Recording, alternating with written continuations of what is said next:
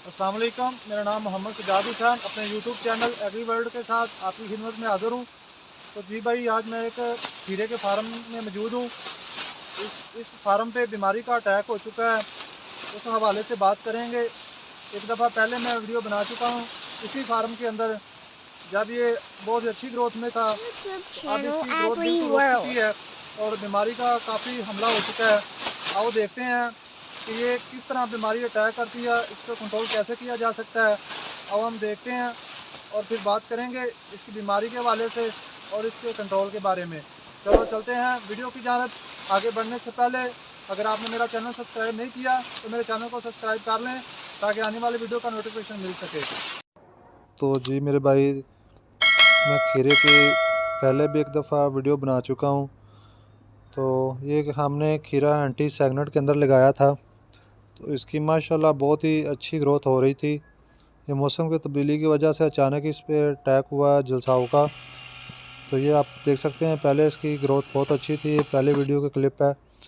तो इस वक्त इसको बीमारी का अटैक हुआ है, जलसाव का बहुत शदीद अटैक हुआ है।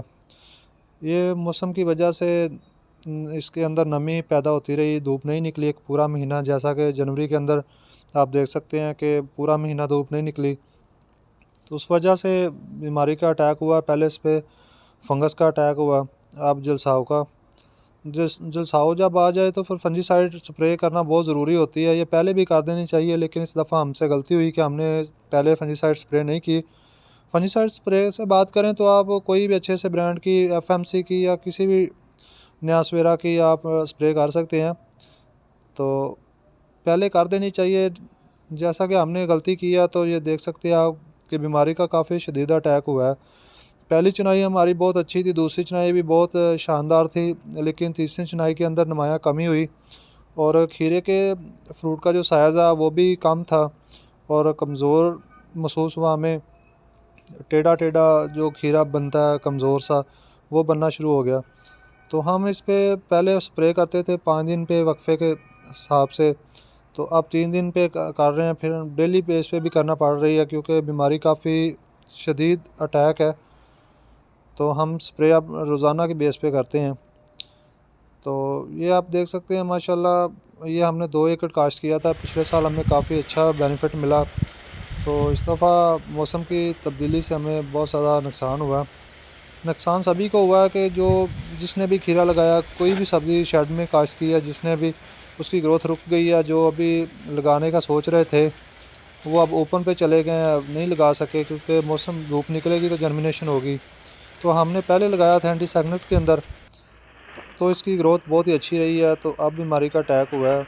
वीडियो बनाने का मकसद था कि आपको दिखाएं कि ये बीमारी का अटैक होने से भी लॉस हो जाता है, हर दफ़ा ही इंसान को बेनिफिट नहीं होता। प्रॉफिट जो देखते हैं वो हर साल यूट्यूब पे बातें करते हैं कि 10-12 लाख का हो गया, ये हो गया, वो हो गया। लेकिन जब लॉस में आता है तो ऐसे बीमारी जब अटैक करती है तो फिर जो हमने काम किया होता है सारा सोच समझ के किया होता है, लेकिन जब मौसम को देखते हैं तो बीमारी हमला कर जाती है। इस वजह से हमें काफ़ी नुकसान होते हैं।